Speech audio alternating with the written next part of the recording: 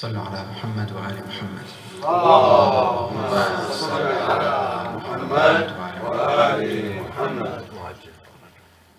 أعوذ بالله السميع العليم من الشيطان الرجيم. بسم الله الرحمن الرحيم. نحمدك اللهم يا من نور قلوبنا بأنوار المحبة العلوية وأكمل لنا ديننا بالهداية المرتضوية وأتم نعمته علينا بالهداية الحيدرية، ونصلي ونسلم على الخاتم لما سبق والفاتح لمن غلق والمعلن الحق بالحق حبيبك وحبيبنا بالقاسم محمد. اللهم صل على محمد وآل محمد. صلى الله عليه وعلى أولاده الطاهرين، لا سيما صاحب العصر والأمر والزمان عجل الله تعالى فرجه الشريف. قال الله سبحانه وتعالى في محكم كتابه الكريم: بسم الله الرحمن الرحيم: ولا تنكحوا المشركات حتى يؤمن ولأمة مؤمنة خير من مشركة ولو أعجبتكم. صلوات. اللهم صل على محمد وآل محمد. Nous avons discuté sur les questions essentielles: pourquoi se marier, les raisons de mariage, les vraies raisons et les raisons instables et qui ne sont pas réelles. Ce soir, Inch'Allah, on essaye de voir les points essentiels qu'on doit chercher à trouver dans une personne. Ça veut dire quelle femme on doit choisir, tout simplement. Pour celui qui est marié, je parle pour ses enfants, pour faire marier son fils, quel genre de fille il doit chercher pour elle, pour lui. Et pour celui qui n'est pas encore marié, les jeunes qui sont présents, c'est quoi on va dire, les attributs ou les points positifs qui doivent être présents et qui doivent être là pour la fille avec qui on va commencer la vie. Et comme vous savez, mariage, ce n'est pas on achète quelque chose pour la maison pour 1 an, 2 ans, 5 ans. La personne qui achète des choses pour 1 an, 2 ans, il dit 1 an, 2 ans, je change. Même 5 ans, 10 ans, ça, c'est changeable.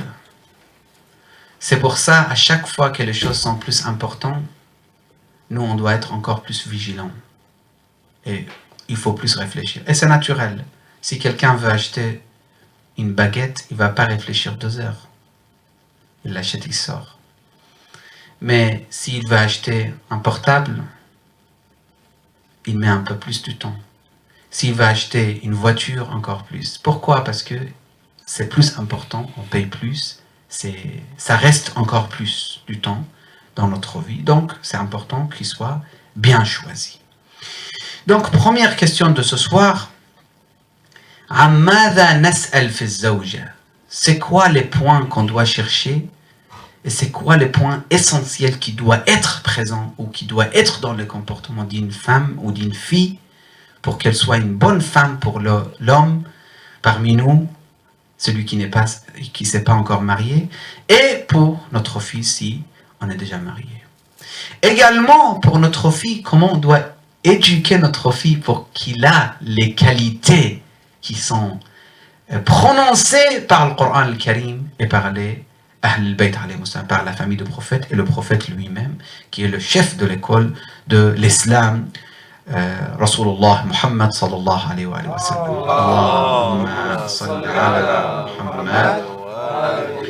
Premier point, c'est très important et très clair et très logique. Al-Iman, la foi. Vraiment avoir la aqida.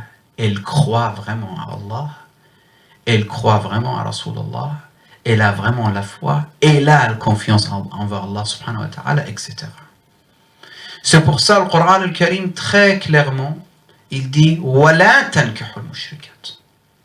Voilà, c'est, ya alhamdulillah, j'aime pas faire des éloges pour exagérer, mais ya alhamdulillah, Tullab al-Ilm ici, qu'ils ont étudié, masha'Allah, des années, qui sont à la hauteur, ils savent très bien que quand on dit là, c'est nahi. Nahi, ça veut dire l'interdiction. L'interdiction, c'est l'apparence de l'interdiction, c'est haram, ça veut dire illicite. Quand tu dis ne fais pas ça, ça veut dire c'est interdit de faire ça. Premier regard, on comprend que c'est interdit, ça veut dire c'est haram, c'est pas détesté, c'est pas makrouh. C'est carrément degré de haram.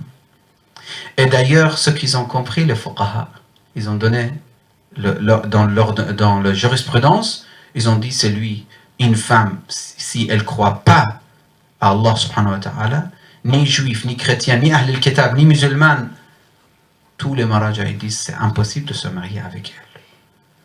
Il ne faut pas mélanger, il ne faut pas croire que nous, quand on dit on ne peut pas se marier avec elle, ça veut dire ça y est, c'est notre ennemi. Pas du tout. Ça peut être quelqu'un qui n'est pas notre ennemi, on essaye de l'aider. Mais pour le mariage, pour construire un couple, c'est un couple que tu veux construire, donc ça doit être quelqu'un croyant. Maintenant, il y a des divergences entre les grands savants, qu'avec Ahl al-Kitab, est-ce qu'on peut faire mariage ou pas? Il y a certaines différences dans certains genres de mariage, ce n'est pas notre discussion. Ça, vous partez, vous cherchez dans les livres de jurisprudence. وَلَا تَنْكِحُوا الْمُشْرِكَاتِ حَتَّى يُؤْمِنَّ وَلَأَمَةٌ مُؤْمِنَةٌ خَيْرٌ مِنْ مُشْرِكَةٍ وَلَوْ أَعْجَبَتْكُمْ. Le Coran, il est vraiment magnifique. Il dit, une dame, une une servante d'Allah subhanahu wa ta'ala, qui est mu'mina, qui croit à Allah subhanahu wa ta'ala, elle est mieux qu'une dame libre, d'accord, mais elle ne croit pas à Allah subhanahu wa ta'ala, même si ça vous plaît cette dame-là, pour sa beauté par exemple. Ça vous plaît, même si ça vous plaît, ça vous a plu, mais celle-là, il n'est pas préférable à l'autre qui ne vous a pas vraiment plu, mais qu'elle croit à Allah subhanahu wa ta'ala. C'est quoi cette histoire de croire à Allah subhanahu wa ta'ala? Pourquoi cette nécessité? Donc,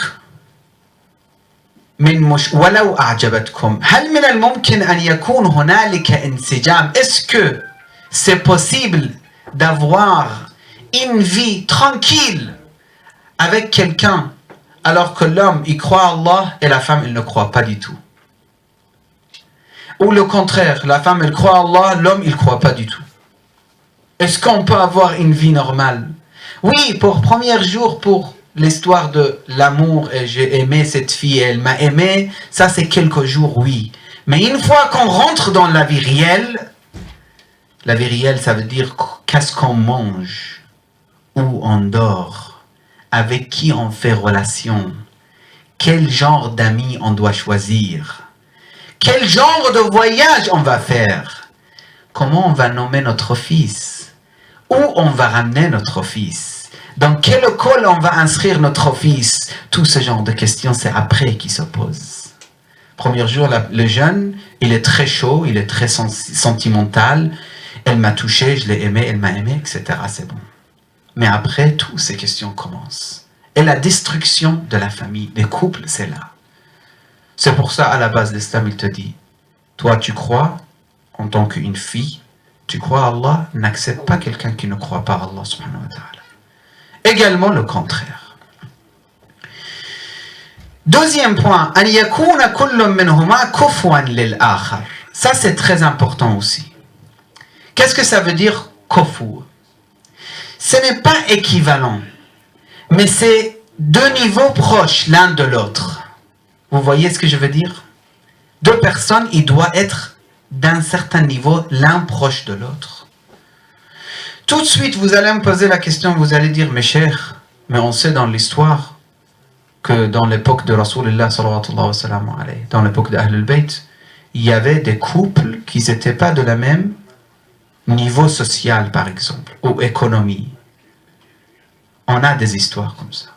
Même on a eu conseil de prophète sallallahu alayhi wa sallam à quelqu'un qui était de tel pays, je ne vais pas rentrer dans les détails, qui a demandé au prophète de lui faire marier avec les femmes de Yathrib, mais le prophète lui a dit non, toi va te marier de chez toi. Donc ça existe ce genre de conseils. Donc qu'est-ce qu'on veut dire ici? Ici on veut dire le même niveau, ça veut dire même éducation générale au niveau de la foi, au niveau de social, au niveau de comportement, etc., etc. Des fois ça complique la vie. Quand quelqu'un il est éduqué d'une certaine manière et il veut changer complètement avec une autre femme qui est complètement d'un autre monde, ça pose des complications. Et aussi, le niveau de foi aussi, le niveau de iman, la foi aussi, c'est très important. L'exemple que vous tous, vous le connaissez, l'exemple de Amir al-Mu'minin et Fatima al-Zahra bint Muhammad sallallahu alayhi wa sallam. Allahumma salli ala Muhammad wa ali Muhammad. Après le mariage de Fatima avec Amir al-Mu'minin Ali ibn Abi Talib, il y a certains sont venus chez Fatima, des gens de Médine. Fatima, qu'est-ce que tu as fait?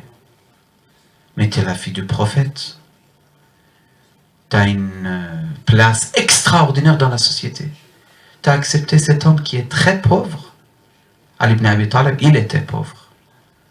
C'est vrai, il gagnait beaucoup des fois, mais il donnait tellement qu'il était toujours quoi? Dans les mains, il n'y a pas grand-chose. Donc, ils ont critiqué comme ça. Rasulullah sallallahu wa sallam alayhi, il a fermé les chemins de ce genre de paroles envers Fatima. Il a fait comprendre à Fatima, s'il n'y avait pas Ali, il n'y avait pas de mari pour toi. Tellement, toi, tu es proche d'Allah, et tellement Ali est proche d'Allah. Et personne, à part Ali, peut remplacer Ali. Salli ala Muhammad wa ali Muhammad. Moi, je vais vous lire le riwaya. Imam al-Sadiq, alayhi salam, il confirme les paroles de notre prophète, sallallahu alayhi. Il confirme avec ce parole qui est prononcée par l'imam al-Sadiq. قال عليه السلام لولا أن الله, il est extraordinaire, je vais traduire. لولا أن الله خلق أمير المؤمنين عليه السلام لم يكن لفاطمة كفو على وجه الأرض آدم فمن دونه. Si Allah avait pas créé Ali ibn Abi Talib salawatullah wa salamu alayhi, il n'y avait pas quelqu'un convenable pour Fatima de Adam jusqu'à la fin de la vie. Qu'est-ce que vous comprenez de ce riwaya, s'il vous plaît? Vous comprenez quelque chose de très important. Ce n'est pas notre sujet, mais juste, je passe très rapidement, très bref. Ça veut dire, à part le prophète, le meilleure créature qu'Allah a créée, c'est qui? C'est Ali ibn Abi Talib, bi'abihi wa ummi. À part Ali ibn Abi Talib, personne n'était à la hauteur de Fatima, qui est quoi? Comme il dit dans le hadith, dans le hadith al-Kisa, Hum Fatimatu, c'est le centre. Wa abuha, wa ba'aluha, wa banuha. Incroyable maqam Fatima al-Zahra. S'il n'y avait pas Imam Ali, il n'y avait pas de kofu pour Fatima. Donc cette question est très importante d'étudier. C'est qui la fille convenable ou kofu qui est à la hauteur, qui est vraiment convenable et bien pour votre fils ou pour les jeunes dans notre majlis. Ça c'est notre deuxième point qui est très très important. Encore un autre hadith de Rasulullah sallallahu alayhi wa alihi wa sallam, il dit inna Allah qad wada'a bil islam man kana fil jahiliyyati sharifan. Allah subhanahu wa ta'ala, grâce à l'islam, il a baissé le niveau de celui qui était honorable dans le jahiliya avant l'islam. C'est pour ça, avant de continuer le hadith, pour les arabophones, et je traduis. Amir al-Mu'minin salamullah alayh, dans le diwan, dans les poèmes qui sont prétendus être de lui, Il dit, je ne sais pas ce poème c'est sûr de lui ou pas, on dit mansoub. En arabe, on dit al-abiyat al-ash'ar al-mansouba. Ça veut dire, on dit que c'est venu de Amir al-Mu'minin. Certains sont sûrs, certains, on n'est pas sûr. Amir al-Mu'minin, il dit, لقد رفع الإسلام سلمان فارس وقد وضع الشرك الشريف أبا لهب. لقد رفع الإسلام. L'islam a monté le niveau de qui? Salman Faris, qui est devenu Salmano minna Ahl al-Bayt. Il est devenu Salman, il est de nous Ahl al-Bayt, tellement l'islam a honoré Salman. C'est pas parce que Salman il est de Quraysh, il est devenu minna Ahl al-Bayt. C'est pas parce qu'il est de Bani Hashim, il est devenu proche de Ahl al-Bayt. Non. لقد رفع الإسلام Salman. L'islam a monté le niveau de Salman. Et deuxième partie, c'est quoi? Vous êtes là? وقد وضع الشرك الشريف أبا لهب. De faire l'associer à Allah subhanahu wa ta'ala, de croire qu'il y a l'associé à Allah subhanahu wa ta'ala, de ne pas croire à l'unicité de Dieu. Il a rendu Abu Lahab, qui est l'oncle du prophète, wada, très bas. Tellement que le Coran al-Karim il dit Tabbat yada abi lahabin wa tab. Jusqu'à aujourd'hui, vous lisez et vous le dites, et c'est l'oncle du prophète. Donc, ce riwaya, il confirme, ce poème, ces poèmes-là, il confirme ce riwaya. Inna Allah qad wada'a bil islam man kana fil jahiliyyati sharifan. Allah subhanahu wa ta'ala, grâce à l'islam, qu'est-ce qu'il a fait? Il a baissé le niveau des gens honorables, soi-disant, qu'ils avaient l'honneur dans la société de Jahiliya. وَشَرَّفَ بِالْإِسْلَامِ مَنْ كَانَ فِي الْجَاهِلِيَّةِ وَضِيًّا. Et grâce à l'islam, il a donné l'honneur à celui qui était vraiment bas avant l'islam, dans le Jahiliya, dans l'époque de l'ignorance, juste avant l'islam.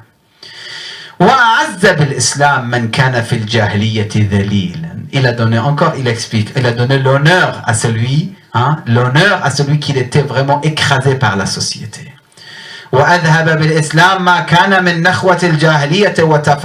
Tout honneur de Jahiliya, l'islam il a tout enlevé.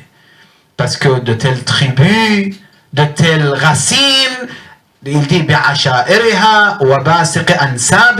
telles tribus, de telles racines. Écoutez bien. Aujourd'hui, les gens tous, le blanc ou le noir. Qurashiyuhum wa arabiyuhum. Il est de Quraysh ou il est arabe. Ajamiyuhum, même il est non arabe. Min Adam wa inna Adam khalaqahu Allah min tin. Tous ils sont de Adam. Et Adam, Allah, il l'a créé de quoi? De poussière. N'est-ce pas? Poussière, tin ou la boue? Argile.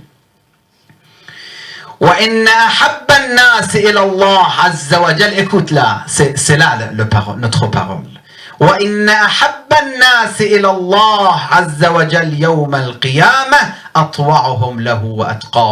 Celui qu'Allah subhanahu wa ta'ala aime plus le jour du jugement, c'est celui qui obéit à Allah plus que les autres et il a plus de piété envers Allah subhanahu wa ta'ala. C'est tout. Maintenant, aujourd'hui, on croit que dans certains pays, ça y est, ils sont devenus égaux. Non, je vous dis, l'apparence, ils ont réussi dans certains pays de montrer, soi-disant dans l'apparence, que ça y est, tout est la même chose, arabe, noir, ou français, ou italien, américain, tous, c'est la même chose, on est la même chose. Mais en réalité, ce n'est pas vrai. Mais l'islam, à l'époque, il y a 1400 ans, il a donné les règles. Et Rasulullah, il l'a appliqué. Et là, tout à l'heure, je vais vous raconter une histoire pour confirmer comment Rasulullah, par force, il a fait comprendre que c'est comme ça la règle. Le ministre de l'extérieur, c'était quelqu'un de noir. Qui est le ministre de l'extérieur? Celui qui monte sur le Kaaba, il dit Allahu Akbar. Le jour de Fatah Mecca.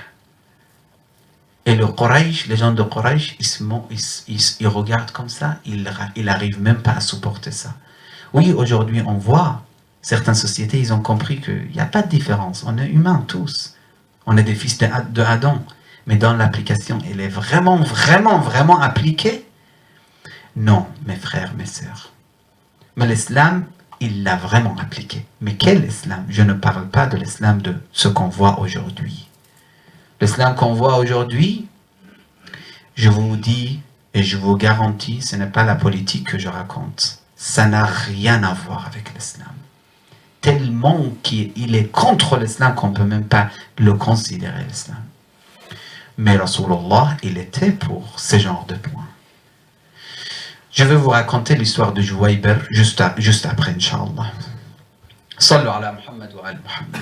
Allahumma salli ala Muhammad wa ala Muhammad. Permettez-moi maintenant, je raconte l'histoire de Juwayber. Comme ça, après je profite. Un autre point, Inch'Allah, si le temps nous...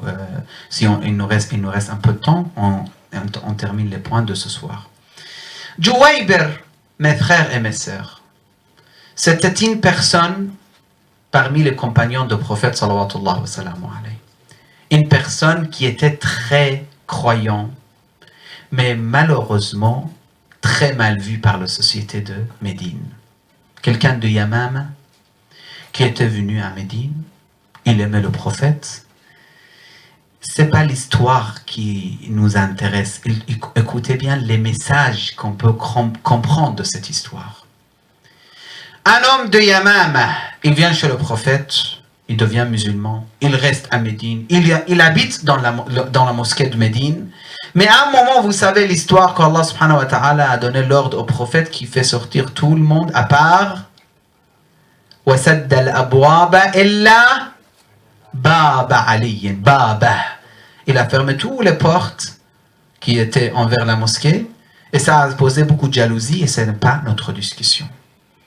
Donc, le moment qu'ils ont fermé les portes et ils ont fait sortir tout le monde, les compagnons également, ces compagnons-là, ils étaient pauvres, ils n'avaient pas d'endroit où habiter, ils n'avaient pas de demeure. Donc, qu'est-ce qu'ils ont fait? Ils ont fait Suffa, Ashab al-Suffa, c'est eux. Ils ont fait un endroit pour avoir l'ombre juste à côté de la mosquée et ces gens-là, ils restaient là-bas. Juwayber, cette personne, il était petit au niveau de taille, apparemment un petit peu sombre son visage et pas du tout beau, pas du tout intéressant, mais très croyant. Un jour le prophète il vient vers lui, il dit au Juwayber, tu veux pas te marier, tu protèges ta foi encore plus et ta femme elle t'aide dans la vie, etc. Après lui il regarde. Le roi il dit pas son visage comment il était, mais moi j'imagine quelqu'un comme lui, peut-être il a souri de beaucoup de timidité ou mais qu'est-ce que vous racontez à Rasulallah? Moi je me marie, qui me donne une fille pour me marier? Qui m'accepte? Il a dit, Ya Rasulallah, ni je suis d'une bonne tribu, ni bonne racine, ou je ne sais pas, ni riche, ni beauté, rien du tout. Qui va me faire? Il a dit, Rasulallah, une phrase, il a dit, l'iman, la foi. C'est la foi qui compte, ya Juwayber. Va chez qui? Cette personne, Ziyad ibn Lubayt. Va chez Ziyad ibn Lubayt, dis-lui, Rasulullah m'a dit que tu dois me faire marier avec ta fille. Rasulullah m'a dit que je demande la main de ta fille et c'est Rasulullah qui a donné cet ordre. Cette personne, avec beaucoup de joie, il va chez Ziyad ibn Lubayt, il arrive, il voit les gens autour de lui, de sa famille, de son tribu. Il dit, j'ai une question, est-ce que je pose devant tout le monde? C'est une question de la part de prophète, c'est une talab, c'est un vœu de la part de prophète que j'ai. Ou un message, je ne sais pas, un message de prophète. Je le dis devant tout le monde ou en cachette? Ça veut dire, il sort les gens comme ça, je vous dis, en privé. En privé. Après, il a dit non, si c'est le message de prophète, tout le monde doit l'entendre. Dis-le, c'est quoi? Il a dit, le messager de Dieu m'a dit de venir chez toi pour me faire marier avec ta fille. Juwayber, bien sûr, il n'a pas aimé du tout la proposition. Il a dit, mais ils savent que Nous, on ne donne pas notre fille à une autre tribu qui n'est pas à notre hauteur.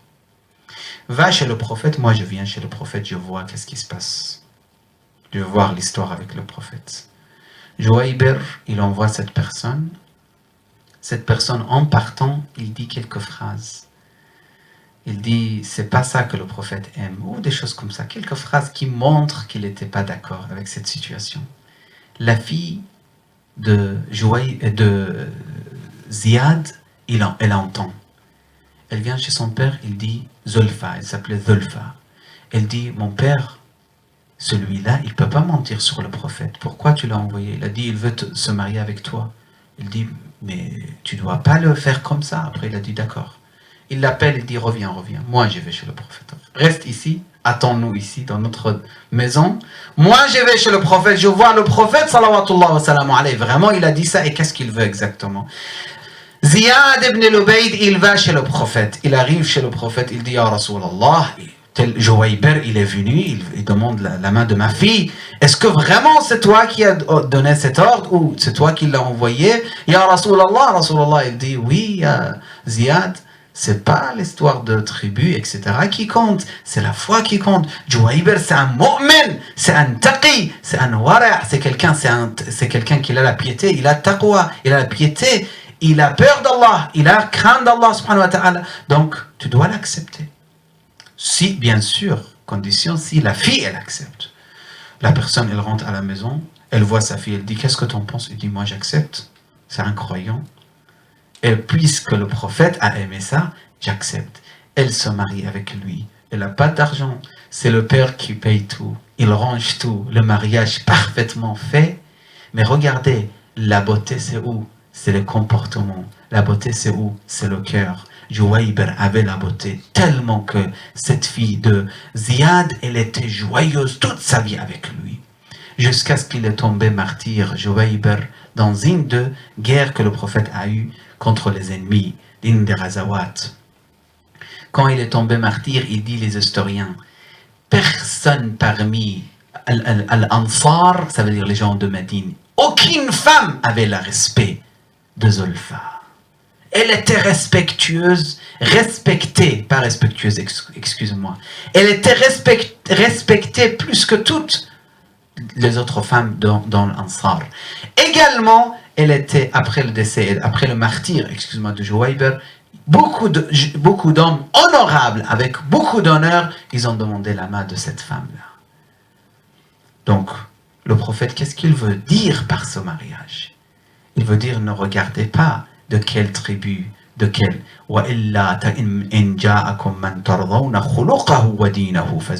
Si quelqu'un il vient, il a le comportement, il a la religion, faites-le marier. Malheureusement, aujourd'hui, vous allez me dire, personne n'applique. C'est pas grave. Nous, on applique. Nous, on a compris, nous, on applique ces règles-là que le prophète nous a appris. Troisième point, Inch'Allah, est petit à petit, si j'aurai pas le temps, donc je vais terminer avec notre troisième point et je laisse le reste pour la semaine prochaine. A'ilatuha. Parmi les choses très importantes, c'est la famille. Où elle est née, où elle est grandie. L'alentour, l'ambiance, l'environnement. L'environnement. Ça, c'est très important. Certains pensent, mais c'est pas grave, moi je ne vais pas vivre avec son père. Je ne vais pas vivre avec sa mère. Moi je vais vivre avec elle. C'est faux. Elle, c'est la mère de tes enfants. Donc, avec ce mariage, tu es en train de choisir grand-père pour les enfants. Grand-mère, n'est-ce pas? Oncle et tante, n'est-ce pas? Maternelle. Tu as choisi toute une famille. Avec qui tu vis. En plus, deuxième point. Là, c'était le premier point. Donc, déjà, si tu choisis mal, tu es tombé sur un grand-père, grand-mère, tante, oncle qui sont pas bons, qui sont mauvais, qui sont loin de rahmatillah. Deuxième point. Vous savez, l'enfant, il prend des gènes, n'est-ce pas? C'est pour ça, ils disent, اختاروا لنطفكم فإن العرق دساس. Choisissez pour vos enfants. فإن العرق دساس, ça veut dire qu'est-ce qu'elle a la mère comme qualité? Ils vont être transmis dans l'enfant. Rappelez-vous de l'histoire de Imam Ali. Vous vous rappelez ou pas? Toujours quand on parle d'Umm al-Banin, de quoi on parle? On dit, Umm al-Banin c'est qui déjà? Fatima al-Kilabiya. Fatima al-Kilabiya c'était la femme de qui? De Imam Ali alayhi salam. Imam Ali, après le martyre de Fatima al-Zahra, quand il voulait se marier, il a dit à Aqil, il était spécialiste. Généticien. Il était généticien à l'époque. Donc il est venu, il a dit, choisis-moi une femme qui me donne des enfants comme des lions. Comme Abel Fadl al-Abbas. Après la Karbala, qu'est-ce qu'il a fait comme action extraordinaire? Il était le protecteur, il était vraiment le chef de soldats après Sayyid al-Shuhada alayhi salam, après Imam Hussein. Il a dit, choisis-moi une femme à la hauteur. Je veux des enfants comme ça pour Hussein ibn Ali. Parce que Imam Ali, il savait qu'est-ce qui va se passer dans l'histoire. Donc il a dit, je vais te choisir une femme. Et après, quand il a choisi Fatima al-Kilabiya, il a dit, c'est d'une tribu qu'ils n'ont jamais peur. Courage total, etc., etc., les qualités. Donc c'est confirmé au niveau de l'islam. Et aujourd'hui, scientifiquement, c'est 100% confirmé. Dès qu'ils voient quelques comportements, ils disent oui, c'est normal parce que c'est génétique, parce que sa mère il est comme ça, son père il est comme ça. Pas que l'apparence, même les comportements, même les gestes. Ils ont étudié, ils ont dit les gestes sans voir des fois sans voir la personne. Par exemple, un enfant qui est grandi ailleurs, il n'a même pas vu son père, mais il a des gestes qui ressemblent exactement à son père. Ça c'est quoi? C'est l'étude d'aujourd'hui maintenant. Moi, c'est pas ça qui me confirme. Moi, qu'est-ce qu'il dit Ali ibn Abi Talib? Ça me suffit largement. Mais aujourd'hui, on doit leur dire aussi au niveau scientifique, c'est prouvé. Sallu ala Muhammad wa ali Muhammad. Allahumma salli ala Muhammad wa ali Muhammad. Dans le hadith, il dit Rasulullah sallallahu wa sallam alayhi, Iyyakum wa khadra ad-diman. قيل وما خضراء الدمن يا رسول الله قال المرأة الحسناء في منبت السوء. Attention, khadra ad-diman. Vous savez c'est quoi les herbes où ils poussent à côté des endroits sales, où il y a des poubelles, il y a l'eau sale, etc. C'est verdure, on dit? Les algues, à côté de les algues, etc. C'est beau quand tu vois le vert, la couleur vert, c'est beau. Mais en vérité, la base, c'est quoi? C'est de la pourriture, comme il a dit. C'est pas des choses propres. Donc, une femme qui a la beauté, mais elle est née dans un environnement, elle est grandie dans un environnement vraiment à ce niveau, ou très grave, ou très bas, elle pose des problèmes. Donc, Rasulullah, il te dit, attention, pas l'apparence. Exactement la même chose, on dit aux sœurs, nous ne sommes pas ici pour défendre l'homme et attaquer une femme, non. Exactement le même message pour une sœur. Ne choisis pas ton homme pour la beauté ou pour la richesse. Khuluq wa din, c'est tout ce que tu dois chercher. Comportement et religion. Après, une autre riwaya, et je termine, Imam al-Sadiq alayhi salam, il dit لرجل ماتت زوجته وهم بالزواج. Notre dernier point, Inch'Allah, et je termine notre discours d'aujourd'hui. Une personne, elle est venue chez Imam Sadiq alayhi salam, dit Ibn Rasulullah, je veux me marier. Ma femme est décédée, j'ai besoin de me marier. Qu'est-ce que tu me conseilles? L'imam alayhi salam, il a dit انظر أين تضع نفسك ومن تشركه في مالك وتطلعه على دينك وسرك. Je vais répéter. L'imam lui a dit, si tu veux te marier, regarde où tu te mets. Pourquoi? C'est comme si c'est quelqu'un, cette femme-là, elle va être attachée à toi. Tu ne peux pas dire, oui, c'est ma femme, ça n'a rien à voir avec moi. Tu ne peux pas dire. C'est comme si elle est attachée à toi. Ce qu'elle fait, c'est toi le responsable dans la société. C'est ton image. Tu ne peux pas dire oui, mais ça n'a rien à voir. Moi, je lui ai conseillé. Tu ne peux pas dire ça aux gens. C'est le pire qui peut exister pour un homme. Le bala, quand une femme, elle est contrôle. Allah est contre lui. C'est pour ça, Imam al-Hassan al-Mujtaba, on est très triste quand on raconte l'histoire de Imam al-Hassan, parce que la trahison, il était de sa maison, à la maison de lui-même, de Ja'da, sa femme. Et il a été tué par sa femme. Deuxième imam qui a été tué par sa femme, c'est qui? Dites-moi. Ahsan. On a deux imams qui ont été tués par leur femme. Imam al-Hassan al-Mujtaba et l'imam al-Jawad. C'est parmi les pires de Ibtila et pires des preuves à passer. La personne, il vit avec quelqu'un qui ne peut pas avoir confiance en lui. C'est pour ça l'imam, il dit, regarde où tu te mets. Ça, c'est le premier point. Avec qui tu participes ton argent.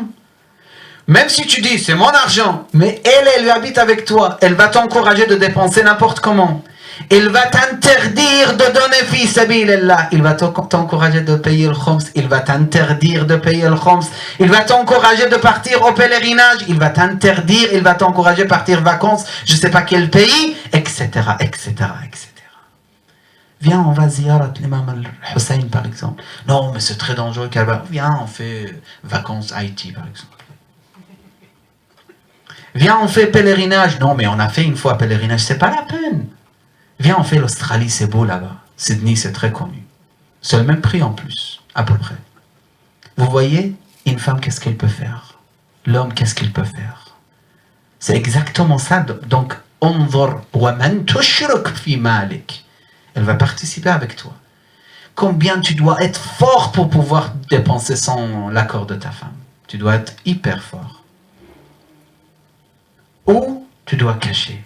Tout ça, c'est souffrance. À la base, choisis une femme qui a la peur d'Allah subhanahu wa ta'ala, tu n'auras aucun problème. Quand tu lui expliques Sadaqa tadfa'ul bala, elle comprend. Quand tu expliques Ziyaratul Hussein, Man zara al-Hussein, quel maqam il a, Allah subhanahu wa ta'ala lui pardonne tous ses péchés, etc., etc., il comprend. Donc, ça c'est très important. وَتُطْلِعُهُ عَلَى دِينِكَ وَمَنْ تُشْرِكْهُ فِي مَالِكَ وَتُطْلِعُهُ عَلَى دِينِكَ.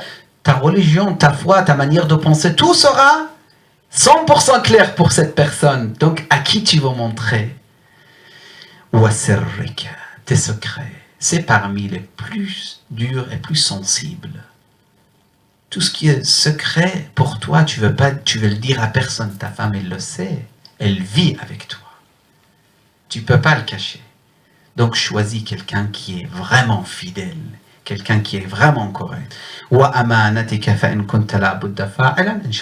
reste, on parlera la semaine prochaine, Inch'Allah, jeudi prochain, si Allah le veut. أقول قولي هذا وأستغفر الله لي ولكم. اللهم صل على محمد وآل محمد. اللهم إنا نسألك وندعوك بحرمة محمد وآل محمد أن تقضي حوائجنا في الدنيا والآخرة يا الله. اللهم عجل في فرج مولانا صاحب الزمان واجعلنا من خير أنصاري وأعواني ومن المستشهدين بين يديه. اشف كل مريض، رد كل غريب، فك كل أسير، أصلح كل فاسد من أمور المسلمين. اللهم لا تخرجنا من الدنيا حتى ترضى عنا. اللهم لا تكلنا إلى أنفسنا طرفة عين أبدا. اللهم اجعل عواقب أمورنا خيرا. إلى أمواتنا أموات الحاضرين، إلى من مات على الإيمان، إلى روح المؤسس آية الله العظمى السيد أبي القاسم الخوئي ومراجعنا العظام الماضين منهم. الفاتحة مع الصلوات. اللهم صل على محمد وآل محمد. بسم الله الرحمن الرحيم.